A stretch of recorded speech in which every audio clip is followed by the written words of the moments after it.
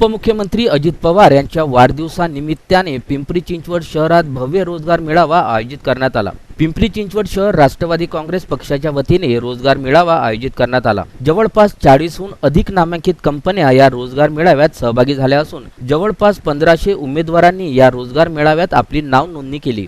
काही उमेदवारांना on the spot appointment letter देण्यात आलं, तर ज्या उमेदवारांना नोकरी मिळाली नाही अशा लोकांना जॉब कार्ड पिंपरी चिंचवड शहर राष्ट्रवादी काँग्रेसतर्फे देण्यात आले।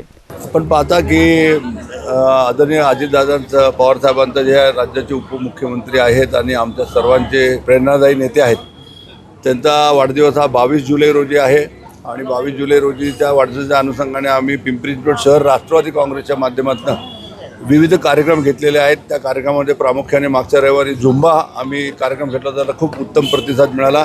वृक्षारोपणाचा कार्यक्रम घेतला, शालेय मुलांसाठी वह्या वाटप, पुस्तकं वाटप, तो कार्यक्रमसुद्धा आम्ही घेतला। स्वच्छ सुंदर असावं यासाठी आमचा जो क्लब आहे ते रात्रंदिवस राबतच असतं, काम करतच असतो आम्ही। तसेच आपण पाहिलं असेल की दादांना खेळाप्रती खूप प्रेम आहे। आत्तासुद्धा महाराष्ट्र ऑलिम्पिक असोसिएशनचे दादा अध्यक्ष आहेत, मागं खो खोचे अध्यक्ष होते, त्यामागे कबड्डीचे अध्यक्ष होते।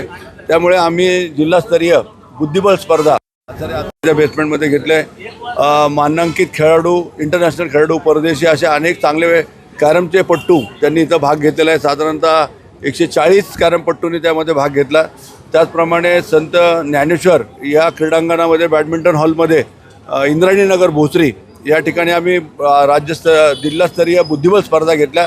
त्या बुद्धिबळ स्पर्धेमध्ये सुद्धा 340 स्पर्धकांनी भाग घेतला।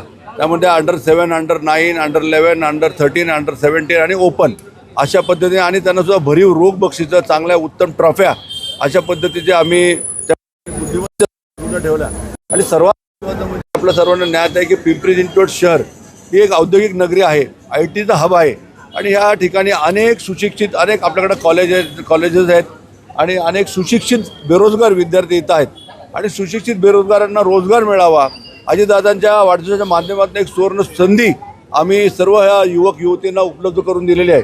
साधारणतः कालपर्यंत ऑनलाईन 1400 ते 1500 लोकांनी ऑनलाईन रजिस्ट्रेशन केलं होतं आणि आज सकाळपासून आपण पाहता इथं की आज सकाळपासून अजून 1,500 ते 2,000 युवा युवती इथं आलेल्या आहेत।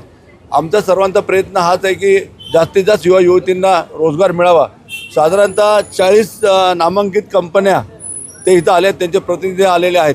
जे उमेदवार, जे युवक असतील, युवती असतील, ज्यांचं पात्र असतील, ज्यांचं क्वालिफिकेशन बरोबर असेल, त्यांना ताबडतोब इथं अपॉइंटमेंट दिली जाणार आहे।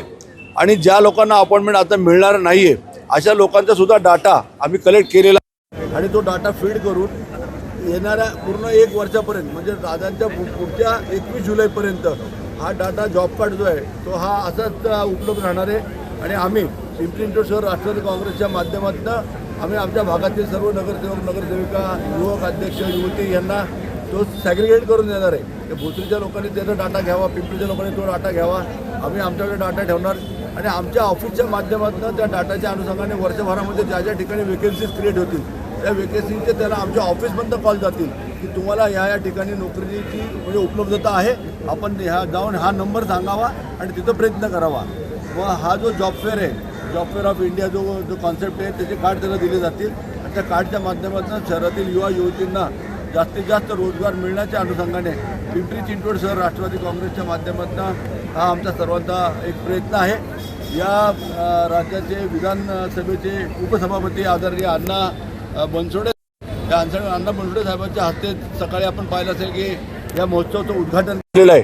आदरणीय विलास लांडे माजी आमदार यांच्या हस्ते इतर कार्यक्रमांचे आम्ही उद्घाटन घेतले। तर अशा पद्धतीने सर्व नागरिकांना, युवाला, युवतींना सर्वांना बरोबर घेऊन अजितदादांचा वाढदिवस खूप मोठ्या आनंदाने